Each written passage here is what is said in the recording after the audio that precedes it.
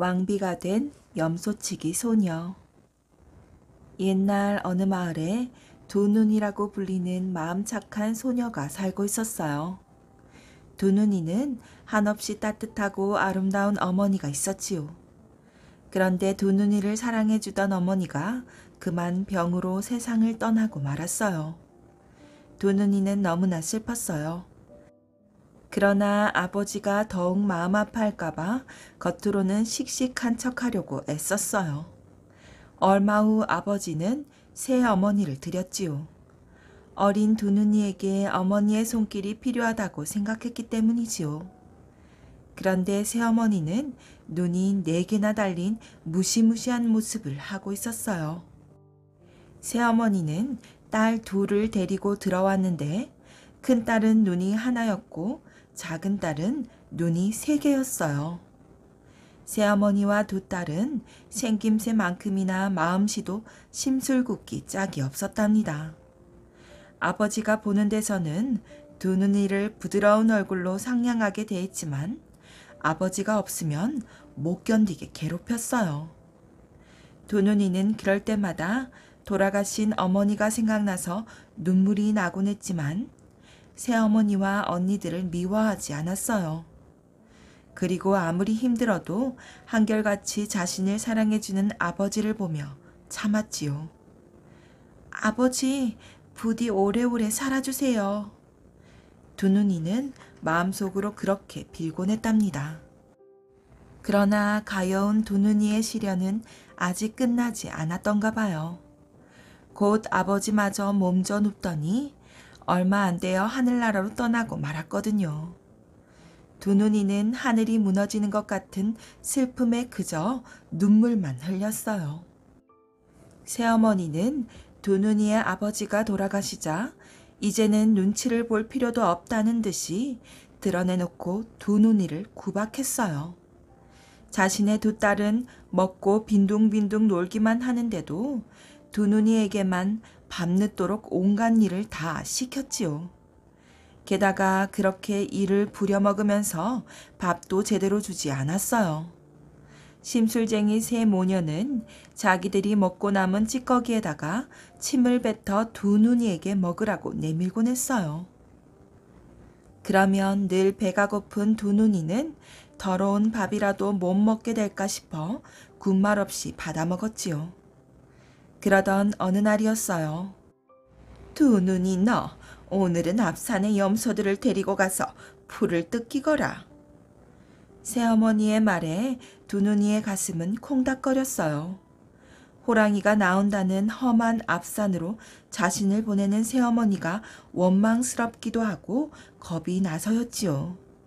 하지만 두 눈이는 새어머니의 말을 거역할 수가 없었답니다. 4마리의 염소를 끌고 앞산에 오른 두 눈이는 염소들이 자유롭게 풀을 뜯을 수 있도록 풀어놓았어요. 그리고 풀밭에 앉아서 자신의 캄캄한 앞날을 생각하고 눈물을 흘리다가 스르르 잠이 들고 말았지요. 두 눈이는 자면서 꿈을 꾸었어요. 꿈에 염소 한 마리가 두 눈이에게 다가오더니 이렇게 말을 했어요. 두 눈 아가씨, 배가 고프거나 먹고 싶은 것이 있으면 언제든 저희한테 말해주세요. 저희가 다 마련해 드릴게요. 두 눈이는 염소의 말이 믿기지 않았지만 배가 고프던 참이라 밥이 먹고 싶다고 했어요. 아가씨, 그 정도는 아무것도 아니에요. 조금만 기다리세요. 두 눈이는 꿈속에서도 너무 기뻐서 손뼉을 치다가 잠에서 깨고 말았어요. 그런데 이게 웬일일까요? 잠에서 깬 순간 두 눈이는 대걸같이 으리으리한 집에 앉아 있었어요. 그뿐이 아니었어요. 곧이어 예쁜 여자들이 온갖 먹음직스러운 음식이 가득 차려진 밥상을 두 눈이 앞에 가져다 놓았어요. 밥상에는 고기며 생선구이, 갖가지 나물들에 떡과 과일이 푸짐하게 있었지요. 아직 꿈인가 싶어 두 눈이는 자신의 볼을 꼬집어 보았어요.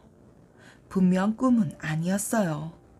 두눈이는 어머니가 돌아가신 후 처음 먹는 정성스럽고 맛있는 음식을 배가 부르도록 실컷 먹었답니다.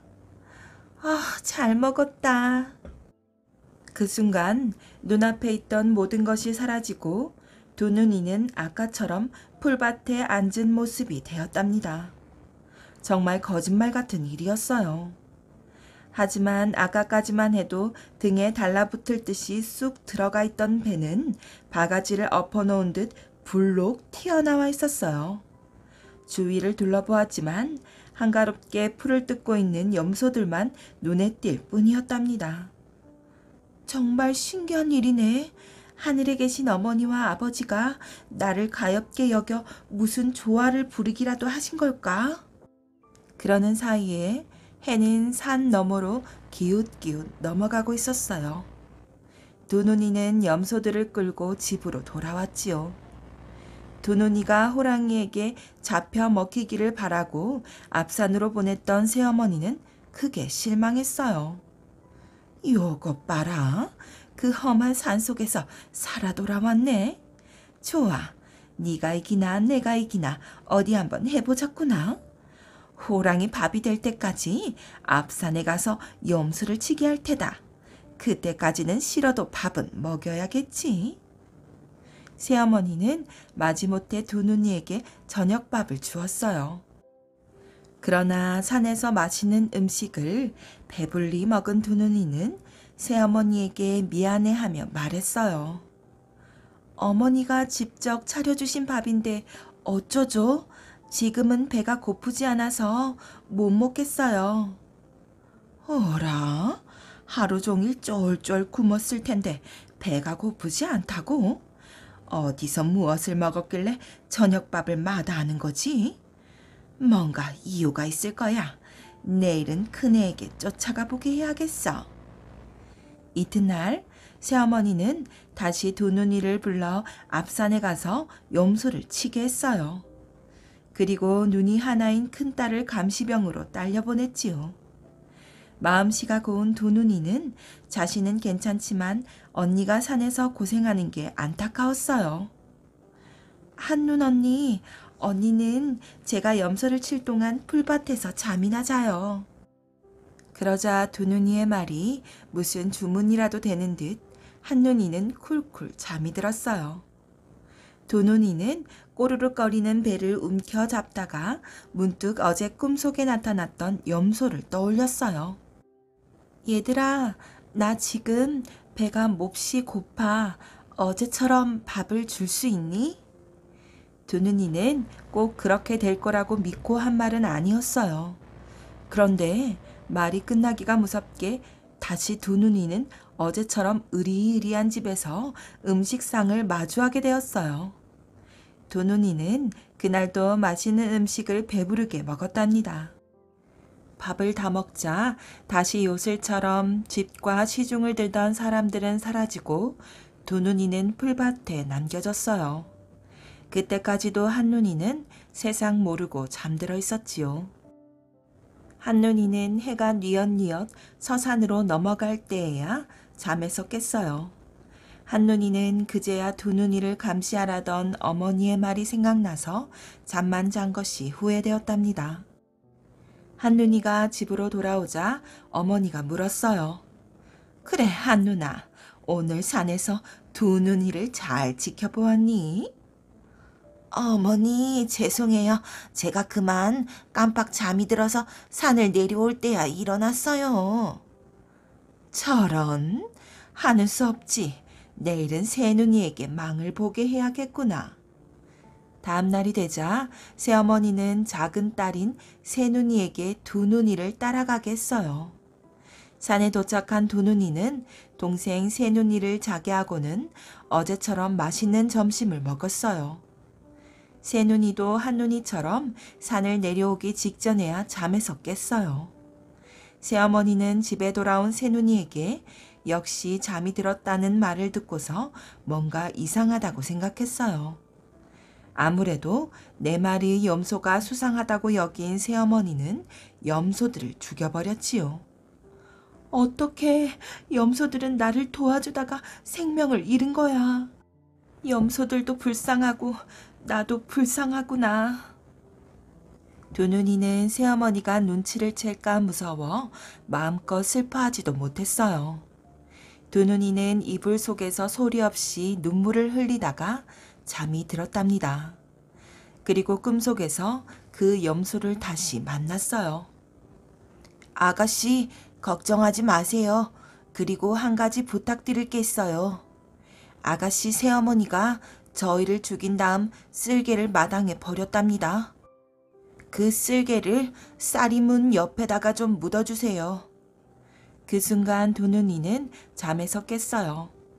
꿈이 너무 생생해서 두눈이는 살짝 마당으로 나왔어요. 그런데 꿈속의 염소가 말한 대로 마당에는 염소들의 쓸개가 흩어져 있었지요. 두눈이의 볼을 타고 뜨거운 눈물이 흘러내렸어요. 두눈이는 쌀이 문 옆을 파고 염소들의 쓸개를 고이 묻어주었답니다. 다음날 쌀이 문 옆에는 전에는 없던 어린 사과나무 한 그루가 서 있었어요. 사과나무는 하루가 다르게 자라더니 어느새 주렁주렁 사과가 열렸어요. 그런데 그 사과는 보통 사과가 아니라 황금 사과였어요. 마침 황금 사과가 열린 날 그 나라의 왕자가 사냥을 나왔다가 두눈이가 사는 마을을 지나게 되었지요. 왕자는 두눈이네 집의 황금 사과가 달린 나무를 보고 깜짝 놀라 말했어요. 이럴 수가, 세상에 저런 사과도 다 있구나. 여봐라, 누가 가서 저 사과를 몇 개 따오너라. 왕자의 부하들이 사과를 따기 위해 사과나무로 올라갔어요. 그러나 아무리 애를 써도 사과를 딸 수가 없었어요. 허허, 안 되겠구나. 이 집에 사는 가족들을 불러서 직접 따게 해보아라. 지켜보던 왕자는 답답한 마음에 그렇게 명령했지요. 그리하여 맨 처음에 한눈이가 사과를 따러 나무로 올라갔어요. 하지만 사과는 꼼짝도 하지 않았어요. 그 다음에는 새눈이가 사과나무로 올라갔어요. 새눈이도 사과를 따지 못했어요.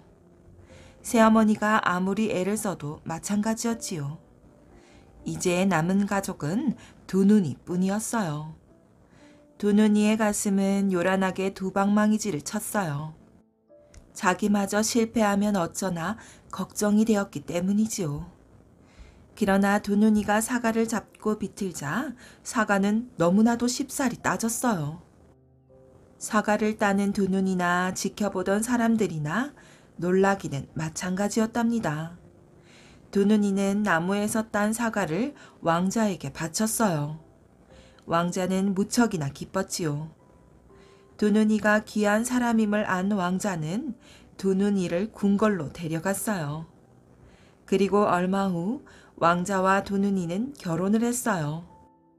염소를 치던 시골 처녀가 한 나라의 왕자비가 된 것이지요.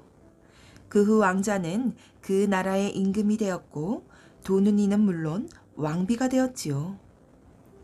그러던 어느 날 궁궐에서 왕비의 생일잔치가 열렸어요. 이 소문을 들은 나라 안의 거지들이 궁궐 밖으로 모여들었어요. 왕비는 궁궐 밖의 거지들을 하나하나 둘러보았어요. 그리고 어느 거지들 앞에 우뚝 선 채 눈물을 글썽였지요. 그 거지들은 바로 새어머니와 한눈이, 새눈이었어요. 왕비는 왕에게 잘 말해서 그들도 궁궐에서 함께 살도록 했답니다. 개미를 살려준 아이. 옛날 어떤 마을에 아주 착실한 머슴이 살았어요. 언제나 일찍 일어나 쇠죽을 쓰고 마당 쓸고 밭에 가져갈 홈이며 쇠스랑을 챙겨서 지게에 얹어 놓았지요. 일찌감치 아침 먹고 들로 나가 밭이며 논이며 잡초 하나 없이 잘 가꾸었어요.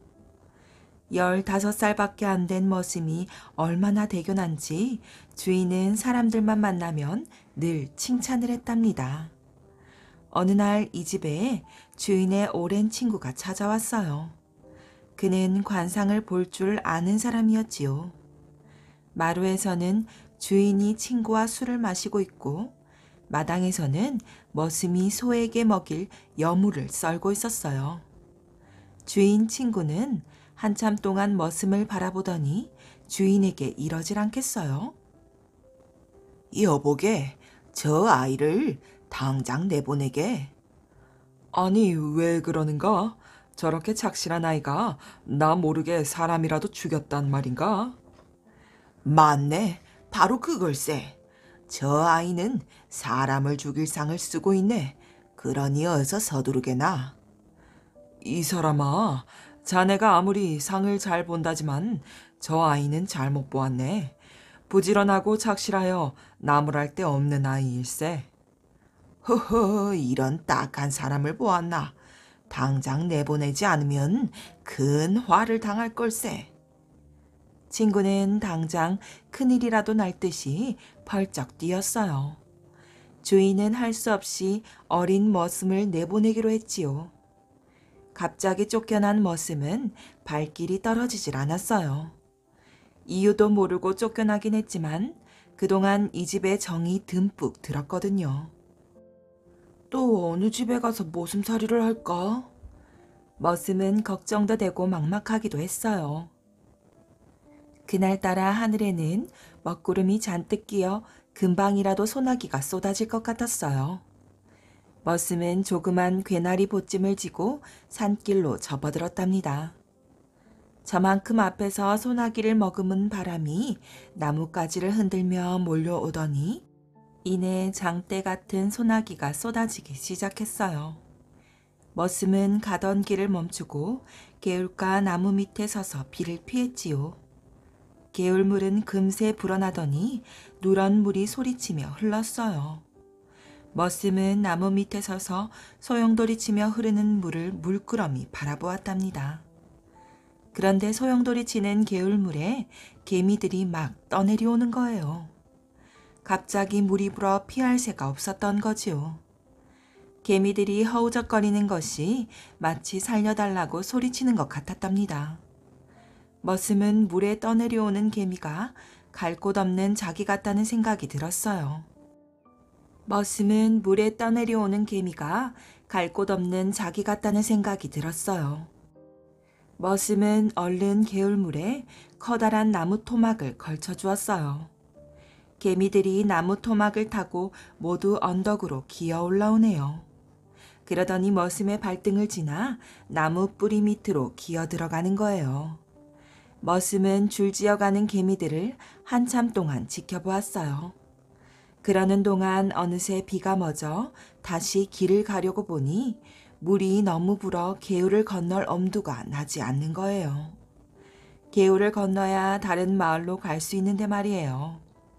옷도 흠뻑 젖고 날은 곧 어두워질 테고 물은 불어 건널 수도 없고 할 수 없이 다시 주인 집으로 돌아가기로 했어요. 머슴이 대문으로 들어서자 주인은 걱정스럽게 물었답니다. 얘야, 다른 데로 가라고 했는데 왜 다시 돌아왔느냐? 오늘 밤만 재워주십시오. 개울물이 불어 건널 수가 없습니다. 오늘 밤만 재워주시면 내일 아침 일찍 떠나겠습니다. 그때 옆에 있던 주인 친구가 머슴을 보더니 깜짝 놀라 눈이 휘둥그레졌어요. 여보게, 저 아이 잠깐 밖에 나가 있으라고 하게. 내 자네에게 기니 할 말이 있네. 이 사람아, 또 무슨 말인가? 저 아이가 기어코 사람을 죽이기라도 했단 말인가? 천만의 말씀, 저 아이 상이 달라졌네. 도대체 무슨 말인가? 아까는 사람을 죽일 상이라고 하더니 이제는 어떻게 바뀌었단 말인가? 사람이 태어날 때 사주팔자에 따라 타고난 상 그대로지 변하는 법이 어디 있다던가? 아닐세, 사람의 상이란 얼마든지 바뀔 수 있다네. 저 아이도 내가 처음 볼 때는 분명히 사람을 죽일 상이었다네. 그런데 지금 저 아이의 얼굴을 보니까 나쁜 상이 말끔히 사라지고 오히려 높은 벼슬을 할 상을 쓰고 있네. 예끼 이 사람아, 무슨 실없는 말을 그리 하는가? 도무지 믿어지질 않네. 자네 그 여러 말 말고 저 아이에게 공부를 시켜 자네 사위로 삼게나. 왜 자네에게 저만한 딸이 있지 않은가? 주인은 친구가 꼭 농담을 하고 있다고 생각했어요. 아니, 자기를 놀리고 있는 것이 아닌가 싶었지요. 주인이 가만히 있자 친구는 자네가 사위로 삼지 않겠다면 내가 그 아이를 데리고 가서 아들로 삼겠네. 주인은 그제야 농담이 아니라는 것을 알았어요. 아무튼 그 아이를 좀 불러주게. 내 물어볼 말이 있으니. 머슴이 방으로 들어오자 주인 친구는 잠시 얼굴을 보더니 이렇게 묻는 거예요. 얘야, 네가 아까 이 집을 나가서 무엇을 어떻게 했는지 자세히 말해보아라. 네가 착한 일을 한 게 분명하구나. 그 사이 착한 일을 한 게 아무것도 없습니다. 아니야, 틀림없이 있을 거야. 다시 한번 잘 생각해보거라. 한참 동안 생각을 하던 머슴은 글쎄요, 물에 떠내려가는 개미를 건져준 일이 있기는 합니다만 어디 그걸 착한 일이라고 하겠습니까? 하질 않겠어요. 주인 친구는 이 말을 듣고 무릎을 탁 치는 거예요. 그것 보게나 내 말이 틀림없지라는가? 이 아이는 물에 떠내려가는 개미를 살려주어 자기가 쓰고 있던 나쁜 상을 다 풀어버린 걸세. 그러니 아까와는 상이 다를 수밖에. 주인은 머슴이 다시 자기 집에 있게 된 것이 더 할 수 없이 기뻤어요. 머슴은 그 뒤 주인 딸과 결혼을 하여 열심히 글을 배웠대요. 그러고는 마침내 과거를 보아 큰 벼슬에 올랐대요. 떡보 만세. 옛날에 떡을 무척 좋아하는 사람이 있었답니다. 얼마나 떡을 좋아하는지 아침, 점심, 저녁 삼시세 때 떡만 먹고도 넋이 살고 1년 12달 떡만 있으면 아무 걱정이 없는 사람이지요. 고을 사람들은 모두 이 사람을 떡보라고 불렀어요. 그런데 압록강에서 몇 안 되는 사람을 건네주고 받는 뱃삭으로는 밥은커녕 죽도 먹기 어려우니 떡을 어떻게 먹겠어요. 어느 날 나라 안에 큰일이 났어요. 우리나라를 얕잡아 본 중국이 우리나라와 지혜를 겨루기 위해 사신을 보내겠다는 거였지요. 이 소식이 전해지자 나라 안이 발칵 뒤집혔어요. 나라의 명예가 달린 중대한 일이었거든요. 나라에서는 고을마다 방을 붙였어요. 신분이 높고 낮음에 상관없이 누구든지 이번 지혜 겨루기에서 이기면 무엇이든지 원하는 대로 주겠다. 그러나 지는 날이면 살아남지 못하리라. 중국 사신이 온다는 날은 하루하루 다가오는데 지혜를 겨뤄보겠다고 나서는 사람이 아무도 없었지요. 떡보네 고을에서도 수군수군 야단이었지만 누구 하나 썩 나서는 사람이 없었답니다. 배운 것 없는 떡보는 방에 쓰인 글을 읽을 수가 없었지만 사람들 떠드는 소리를 듣고 기가 번쩍 뜨였어요. 무엇이든지 원하는 대로 준다고? 그까짓 것 내가 한번 나가볼까? 중국 사신과 겨루어 이기면 떡은 실컷 먹겠군. 뭐 진다 해도 죽기밖에 더 하겠어. 떡보는 떡을 실컷 먹을 수 있다는 생각에 앞뒤 안 가리고 고을 사또를 찾아갔지요. 사또마님, 이번 지혜 겨루기에는 소인이 나가겠습니다요. 아니, 네가 우리나라 대표로 나가겠다고? 예, 꼭 이기고 돌아올 테니 떡이나 실컷 먹게 해주십시오. 우리나라 대표로 나가겠다는 네 뜻은 장하다만 어디? 사또가 떡보의 아래 위를 훑어보니 한심하기 짝이 없었지요. 애꾸는 애다 행색이 말씀이 아니었단 말이에요. 사또, 그럼 안 보내주시겠단 말씀인가요? 아이고, 그럼 떡 먹기는 다 틀렸네. 에이고, 너같이 배운 것 없고 가진 것 없는 놈이 뭘 안다고 큰 소리를 치느냐. 저편 아주 큰 나라 사신인 만큼 어마어마한 지혜를 가지고 있음이 분명한데 너같이 무식한 놈이 상대할 수 있겠느냐? 나서지 말고 썩 물러가거라. 떡보가 무식하기는 하나 한번 하겠다고 마음 먹으면 아무도 말릴 수 없는 고집불통이었지요. 사또마님, 우리 속담에 군뱅이도 구르는 재주는 있다고 했습니다.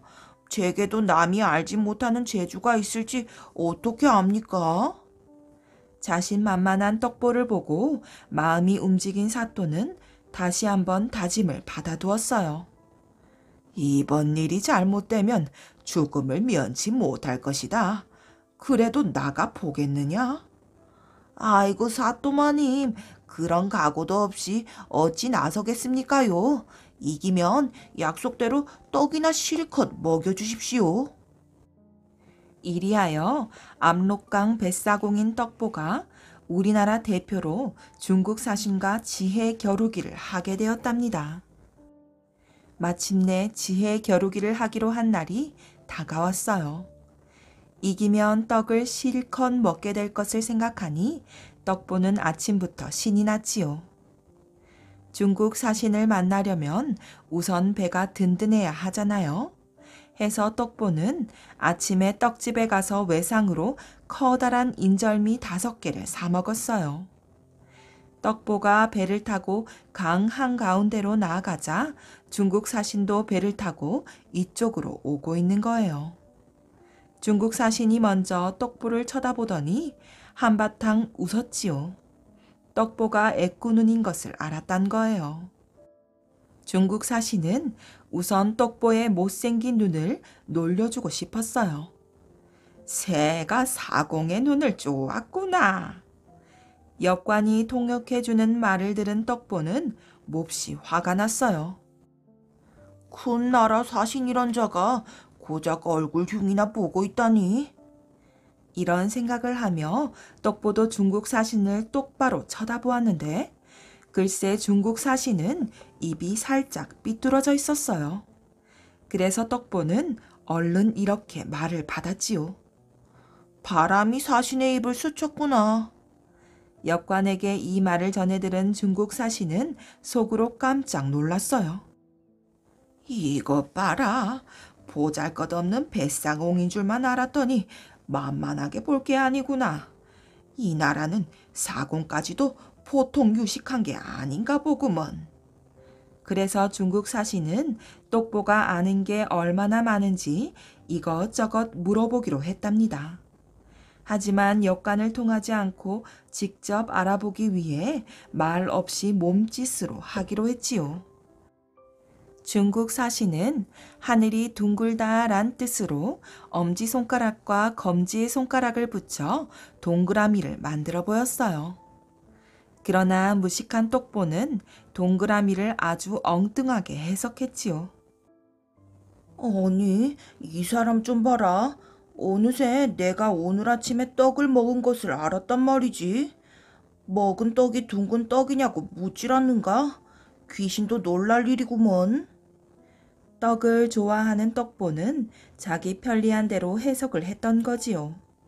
해서 떡보는 둥근 떡을 먹은 것이 아니라 네모난 떡을 먹었다는 뜻으로 손가락을 다 펴서 손바닥이 위를 향하도록 하여 네모를 만들어 보였어요. 이를 본 중국 사신은 다시 한번 깜짝 놀랐지요. 떡보가 만들어 보인 네모를 땅은 평평하고 네모져 있다고 해석한 중국 사신은 자기가 낸 문제 하늘에 대해 땅으로 설명한 지혜에 크게 감탄했답니다. 이번에는 더 어려운 문제를 내리라 생각하고 손가락 3개를 떡보 앞에 내밀었어요. 사람이 살아가는 데 필요한 세 가지 길인 삼강을 아느냐는 뜻이었지요. 떡보는 이번에도 자기가 좋아하는 떡과 연관지어 해석했어요. 떡보는 중국 사신이 펴보인 손가락 3개를 아침에 네가 먹은 떡이 3개냐라고 묻고 있다고 생각한 거예요. 그래서 떡보는 5개를 먹었다는 뜻으로 손가락 5개를 펴보였지요. 그러자 중국 사신은 아까보다 더 크게 놀라는 눈치였어요. 그는 이번에도 떡보의 대답을 뜻깊게 해석했던 거지요. 나는 사람이 꼭 지켜야 할 3가지 길인 삼강을 물었는데 이 사람은 5가지 길인 오륜도 안다고 하는구나. 똑보의 폭넓은 지식에 놀란 중국 사신은 아까보다 더 어려운 내용을 묻기로 했어요. 해서 자기의 수염을 쓱쓱 쓰다듬었지요. 이것은 정말 어려운 문제였어요.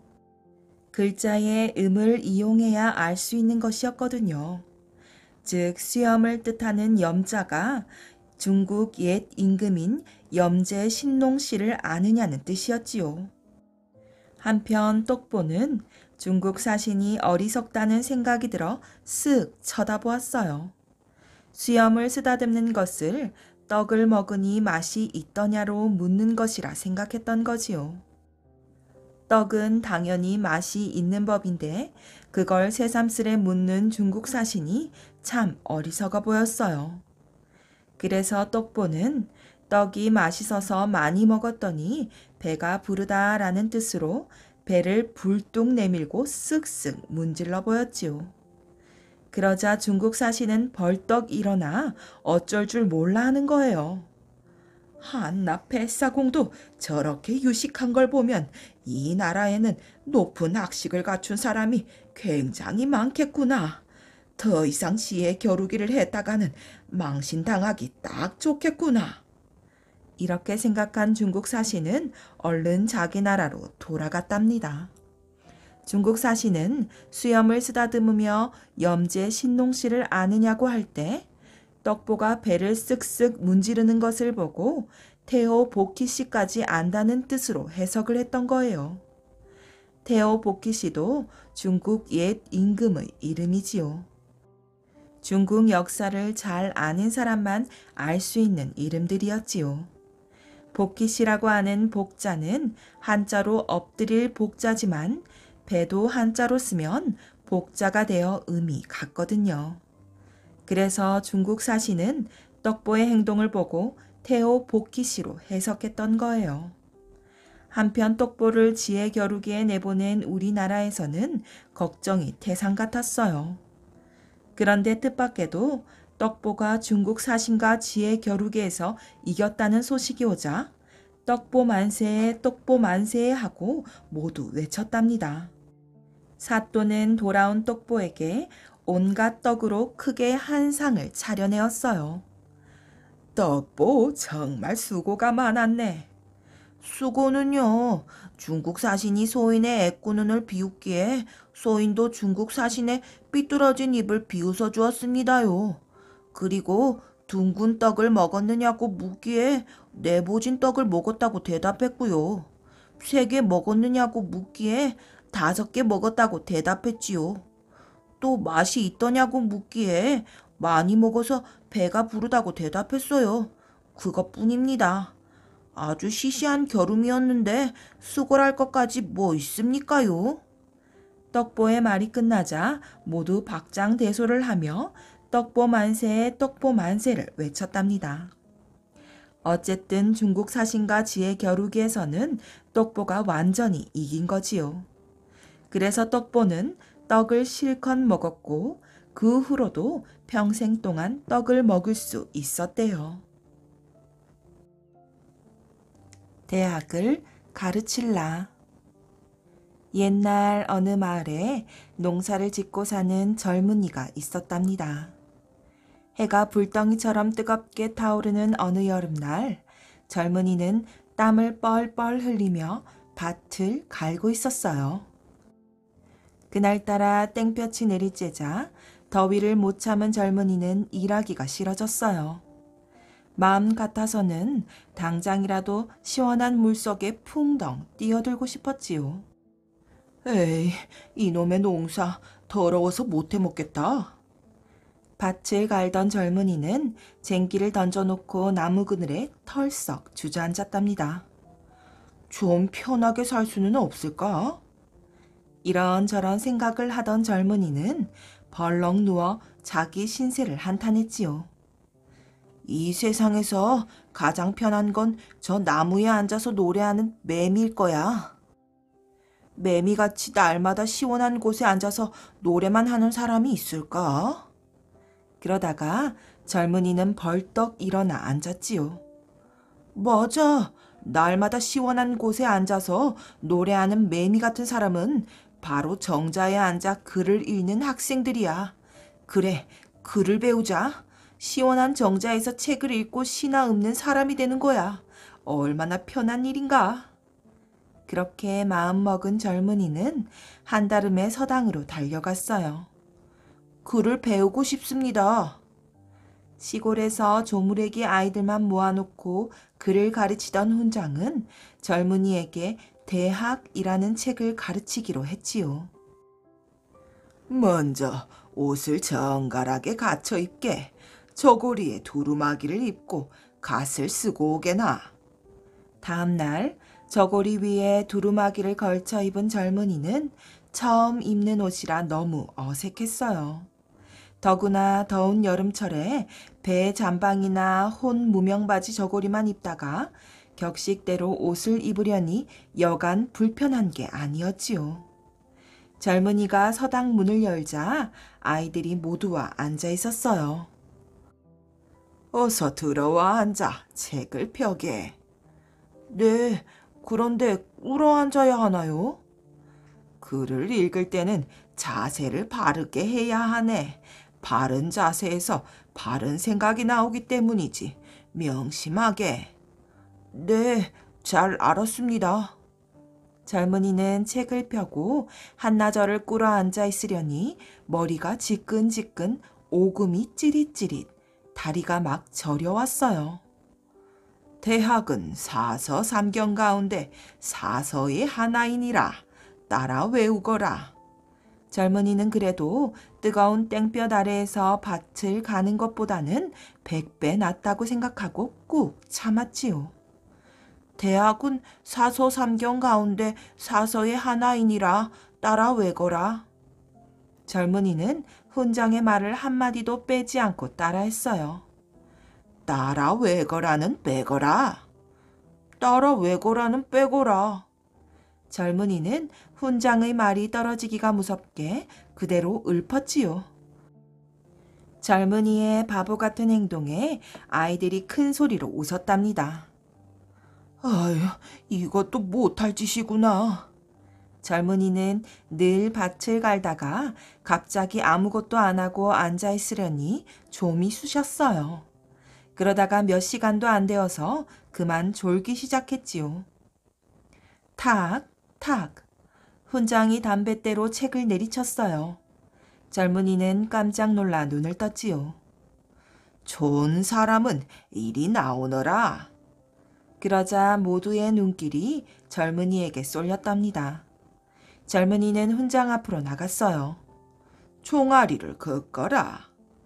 젊은이는 종아리를 걷고 눈을 질끈 감았지요.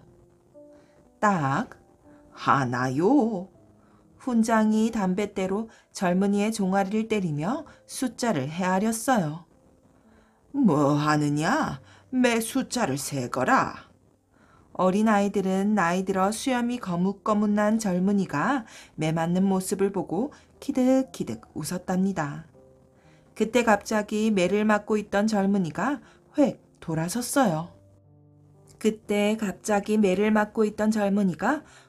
돌아섰어요. 아이고, 이 집도 더러워서 못해 먹겠네. 젊은이는 옷을 훌훌 벗어버리고 서당을 뛰쳐나왔답니다. 이렇게 시원한 걸 가지고 이리 올매고 저리 올매는 옷은 또 어떻고. 종일 꿇어앉아 대학이네 사서삼경이네 쓸데없는 거나 읊고 있다니. 다시 밭에 나간 젊은이는 쟁기를 들고 밭을 갈기 시작했어요. 소가 말을 듣지 않고 딴전을 피울 때면 젊은이는 소 볼기짝을 후려치며 이렇게 소리쳤지요. 이놈의 소, 대학을 가르칠까 보다. 소에게 더 힘든 일을 시키겠다고 으름장을 놓는 것이지요. 이때부터 어리석은 사람의 말을 비꼬아 이야기할 때 대학을 가르칠라라고 했답니다. 강감찬 장군. 고려시대의 명장 강감찬 장군이 어렸을 때의 일이랍니다. 강감찬 장군의 어릴 때 이름은 은천이었지요. 은천은 키가 딸딸막하고 얼굴이 새까만 데다가 죽은 깨도 덕지덕지 나 있었어요. 그래서 처음 본 친구들은 은천을 못생겼다고 놀려댔지요. 하지만 조금만 같이 지내다 보면 금방 은천을 좋아하게 되었답니다. 그의 총명함과 따뜻한 마음씨 때문이지요. 은천은 아주 씩씩한 골목대장이었어요. 그가 어렸을 때에는 다른 나라가 우리나라에 쳐들어온다는 소문이 나돌아서 아이들이 전쟁놀이를 즐겨 했는데 은천은 작은 키에도 불구하고 달리기나 활쏘기, 칼싸움을 잘했어요. 은천이 키 큰 친구들에게 뒤지지 않았던 것은 막무가내로 힘만 쓰기보다는 상대가 방심하는 순간에 꾀를 써서 이겼기 때문이에요. 그래서 친구들은 편을 갈라 칼싸움을 할 때마다 을의 은천과 같은 편이 되려고 했지요. 그러던 어느 날이었어요. 여느 날과 마찬가지로 은천이 친구들과 산에서 놀다가 내려오는데 동네 아이 한 명이 은천을 부르며 급히 달려오는 거예요. 은천아, 너 얼굴이 왜 그래? 친구의 얼굴은 시퍼렇게 멍이 들어 있었어요. 너도 아랫마을에 사는 덩치 큰 대장 녀석을 알지? 글쎄 그 녀석이 나더러 통행세를 내라는 거야. 윗마을 아이들은 아랫마을을 지나갈 수 없다면서 계속 시비를 걸었어. 그래서? 당연히 못 내겠다고 대들었지. 그랬더니 날 이렇게 만들었어. 은천은 주먹을 불끈 쥐었어요. 가만두면 안 되겠다. 다시는 아랫마을 아이들이 우리 마을 아이들을 괴롭히지 않도록 혼내줘야겠어. 아랫마을은 윗마을보다 더 잘 살았어요. 그래서 아이고 어른이고 텃세를 심하게 부렸지요. 힘세고 거친 아랫마을 아이들은 윗마을 아이들을 종종 괴롭혔답니다. 은천은 이번만큼은 그냥 지나칠 수 없다고 생각했어요. 얘들아, 지금 당장 모두 아랫마을로 가보자. 은천의 말에 따라 함께 모여있던 친구들이 아랫마을로 갔답니다. 아랫마을에 다다르자 마침 그 대장이라는 아이와 그의 친구들이 전쟁놀이를 하고 있었어요. 은천에 대해서는 이미 소문이 나 있던 터라 아랫마을 아이들은 흠칫 놀라는 표정이었지요. 네가 여긴 웬일이냐? 아랫마을까지 행차를 다 하시고. 아랫마을 대장이 빈정거리는 투로 말했어요. 방금 전에 네가 얘를 이렇게 만들었다며? 도대체 무슨 권리로 통행세를 내라 마라 하는 거야? 야, 여긴 우리 마을이야. 그리고 너도 알다시피 나는 이 동네의 대장이란 말이다. 그래서 내가 통행세 좀 받겠다는데 네가 무슨 참견이야? 키도 조그맣고 못생긴 게. 은천은 순간 화가 치밀었지만 꾹 눌러 참았어요. 그 아랫마을 대장은 덩치도 은천보다 훨씬 컸고 싸움 실력도 뛰어나다는 것을 은천도 알고 있었지요. 은천은 아랫입술을 한번 지그시 깨물고는 좋아, 그럼 우리 내기를 하자 하고 말했어요. 내기? 무슨 내기? 아랫마을 대장이 콧방귀를 끼며 물었어요. 지금부터 칼싸움을 하는 거야. 그래서 칼을 먼저 떨어뜨리는 사람이 지는 거지. 헤헤, 그런 내기라면 좋지. 아랫마을 대장도 칼싸움이라면 자신이 있었어요. 단 조건이 있어.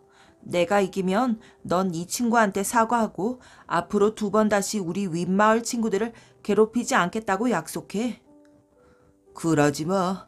하지만 만약 내가 이기면? 그땐 내가 너의 부하가 되지. 하하하, 네가 내 부하가 된다고? 그거 좋은 생각인걸. 자, 그럼 시작이다. 둘은 나무칼을 하나씩 들고 칼싸움을 벌였어요. 따닥, 딱, 딱. 나무칼이 부딪힐 때마다 아이들의 눈은 동그래지고 가슴이 콩닥콩닥 뛰었답니다. 정작 칼싸움을 하고 있는 대장들보다 옆에서 지켜보는 친구들이 더 마음을 졸였지요. 인천은 마음속으로 단단히 각오했어요. 절대로 칼을 놓쳐서는 안 돼. 그리고 당당하게 싸워야 해. 싸움을 시작한 지 5분쯤 지났을 때였어요. 갑자기 2개의 나무칼이 딱 하고 부딪히는 소리가 나더니 칼 하나가 하늘로 솟았어요. 바로 아랫마을 대장의 칼이었지요. 그런데 곧이어 휙 하는 소리와 동시에 그 칼이 아랫마을 대장의 소나기에 들어왔어요. 아랫마을 대장의 실력도 만만치 않았단 거예요. 아랫마을 대장은 움찔했지만 다시 정신을 차리고 손에 땀이 나서 미끄러진 거야 하면서 변명을 했지요.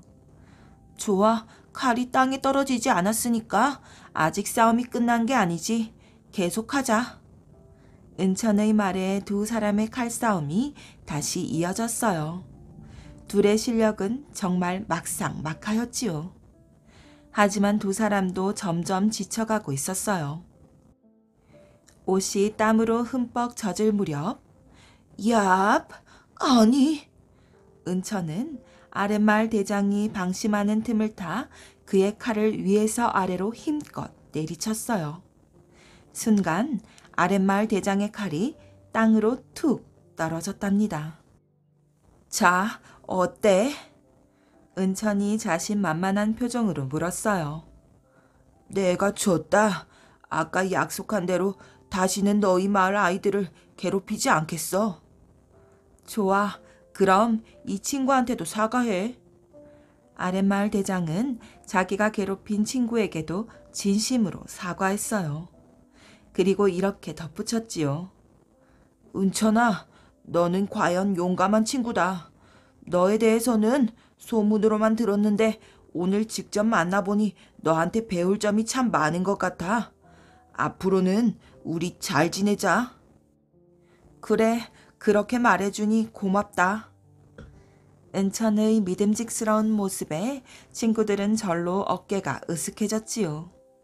이 일이 있은 후 윗마을과 아랫마을 아이들은 예전과 다르게 서로 왔다 갔다 하면서 함께 놀고 함께 공부하며 아주 친하게 지냈답니다. 그 후 강감찬은 장군이 되었으며 거란의 소배합이 10만 대군을 이끌고 침입해오자 20만 8천 명의 군사로 홍화진에서 적을 무찔렀어요. 그리고 쫓겨가는 적을 귀주에서 크게 격파하였지요. 이 싸움을 귀주 대첩이라고 한답니다. 개가 된 어머니. 지금의 경주인 서라벌에 살고 있던 어떤 노파 한 사람이 죽어서 염라대왕 앞에 끌려나갔어요. 염라대왕은 남루한 차림의 노파를 훑어보고 나서 묻기 시작했지요. 네가 살던 곳은 어디이냐? 신라 서울 서라벌이옵니다. 지금까지 해온 일은 무엇이냐? 별로 한 일이라고는 없사옵니다.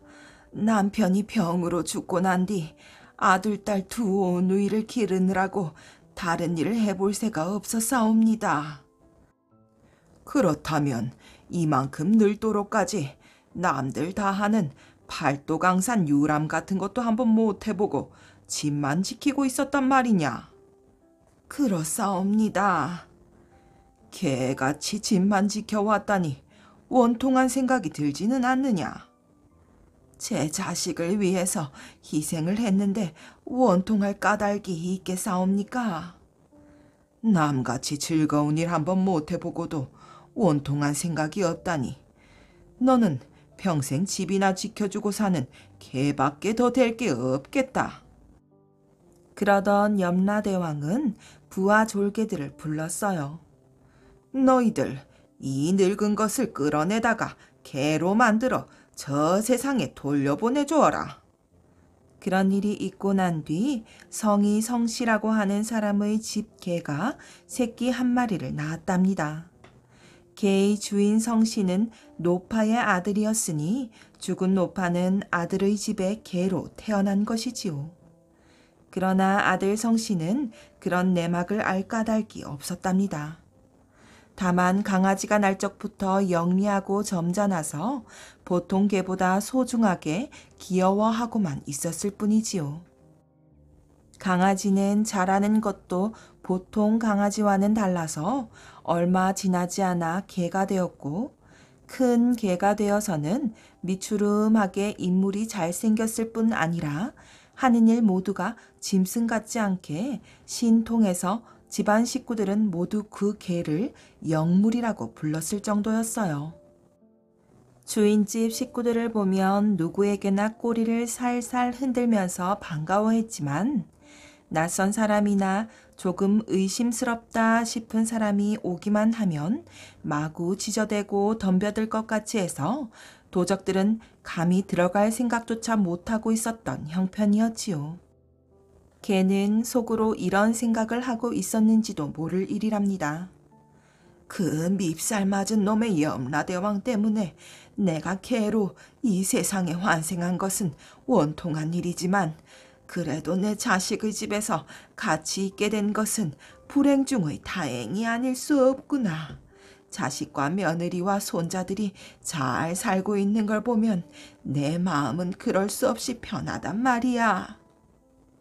큰 손녀딸은 제 너머 용솥골로 시집을 가서 살고 있고 그 아래의 아들 둘은 모두 서당에 가서 글 공부를 하고 있고 아들인 성생원은 머슴들을 데리고 농사를 지으면서 궁색한 것이 없이 그날을 잘 지내고 있는 터였어요. 그러나 자식에 대한 부모의 마음은 태산같이 높고 바다같이 깊은 것이어서 어머니인 개는 어떻게 하면 자식들을 도와줄까 자나깨나 그 생각뿐이었답니다. 그래서 바람에 빨래가지가 마당에라도 떨어져 있으면 개는 입으로 그것을 물어다 바르게 마루 위에 가져다 놓아두고 닭들이 방앗간 같은 데라도 들어가서 똥이라도 싸고 집을 더럽혀 놓을 성 싶으면 당장에 지저대면서 닭들을 집 밖으로 쫓아내는 것이었지요. 그런데 어느 날 개에게는 기가 막힐 불행한 날이 찾아왔어요. 불같은 뙤약볕이 퍼붓고 있는 한여름의 더운 날이었답니다. 들판에서 돌아와 우물물에 세수를 하고 난 성생원은 아내를 보고 이런 말을 했지요. 여보, 내일이 중복날이 아니오? 남들은 모두 개를 잡아 복다림을 한다고 야단들인데 우리도 집에서 기르는 저 개를 잡아먹으면 어떻겠소? 며느리도 그 개를 극진히 아껴오던 터라 뜻밖의 소리에 놀라서 남편을 쳐다보았어요. 우리 집 개를요? 요즘 날씨가 더워서 그런지 몸이 나른해 게 장국이라도 한 그릇 끓여 먹어보면 기운이 날 것 같구려. 집에서 기를 개는 그 작은 강아지라도 한 마리 대신 사서 기르면 되지 않겠소? 며느리는 더 말릴 수도 없고 해서 알아서 하라며 남편이 시키는 대로만 할 생각을 하고 있었어요. 그런데 다음날 아침에 개 잡을 준비를 해놓고 개를 찾으니까 벌써 언제 도망을 친 것인지 아무리 찾아도 개는 흔적도 없는 것이었지요. 골목에 나가서 불러보아도 소식이 없고 마을 밖으로 나가보아도 전혀 찾을 길이 없었답니다. 세상에 참 모를 일도 많구만. 그렇게도 주인의 말을 잘 듣던 개가 거짓말같이 행방이 묘연해졌다니. 그날 아침 제 너머 용숫골에 시집을 가 있던 딸이 아침밥을 지으러 나가니까 어떤 개 한 마리가 꼬리를 살랑살랑 흔들면서 딸을 쳐다보며 반겼지요. 아니, 네가 어떻게 여기를 왔니? 첫눈에 보아도 그 개는 친정집 개인 것을 알 수 있었어요. 개는 딸이 서 있는 앞에 쪼그리고 앉으면서 끙끙 앓는 소리와 함께 눈물을 줄줄 흘리고 있었지요. 이상한 일이다. 무슨 까닭이 있는 게로구나. 딸은 개 머리를 쓰다듬어 주고 나서 따뜻한 밥을 먹여주고 마루 밑에다 멍석대기를 깔아 편안하게 쉬도록 해주었답니다.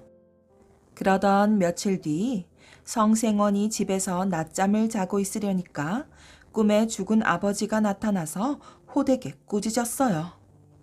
천하에 둘도 없는 이 부려막심한 놈아, 너는 어찌하여 너의 어미를 잡아먹으려 했느냐?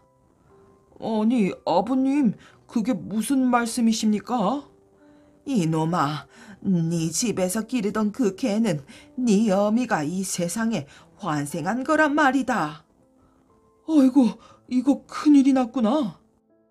성생원은 깜짝 놀라 잠이 깨어 일어나서도 정신이 아찔하고 하늘까지 빙빙 돌고 있는 것 같았지요. 아니, 그 개가 우리 어머니였다니? 성생원은 그 시간부터 온 식구를 총동원하여 개를 찾아 나섰어요. 삼천리 팔도강산 방방곡곡이라도 돌아다니면서 어머니인 그 개를 찾지 않으면 안 될 형편이었지요.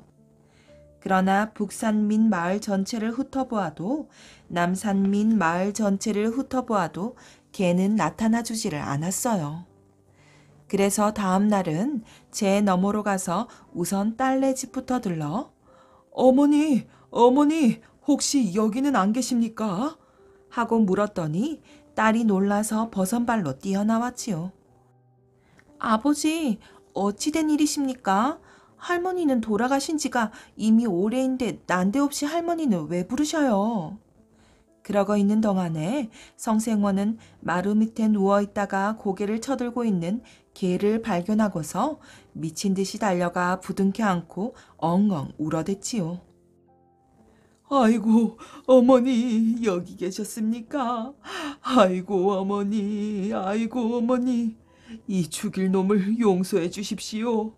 앞으로는 좋은 음식도 많이 장만해드리고 팔도강산 명승대찰로 모시고 다니면서 전생에 못다 해드린 효도를 올리겠습니다.